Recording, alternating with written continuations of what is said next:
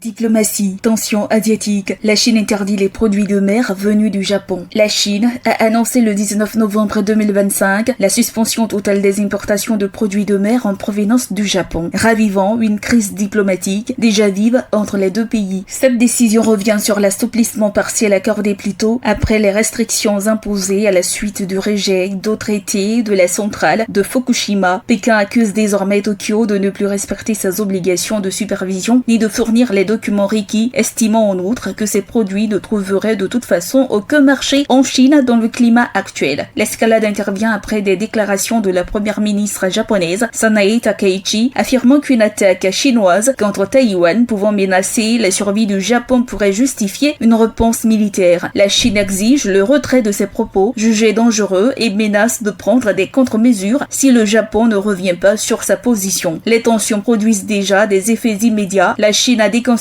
à ses ressortissants de se rendre au Japon, entraînant des milliers d'annulations, et a suspendu la diffusion de films japonais sur son territoire. Tokyo affirme n'avoir reçu aucune notification officielle concernant l'interdiction d'importation et réaffirme sa volonté de maintenir le dialogue. Le gouvernement japonais a par ailleurs protesté contre des propos jugés menaçants du consul général chinois à Osaka, depuis supprimé. Sur les scènes internationales, le ton s'est également durci. À l'ONU, l'ambassadeur chinois Fu Kang a déclaré que le Japon était inapte à briguer un siège permanent au Conseil de sécurité, l'accusant de s'éloigner de ses engagements pacifiques. Alors que les relations économiques entre les deux puissances demeurent essentielles, la combinaison du blocage commercial, de la crise autour de Taïwan et de la montée des tensions diplomatiques place leur rapport dans une phase de grande instabilité.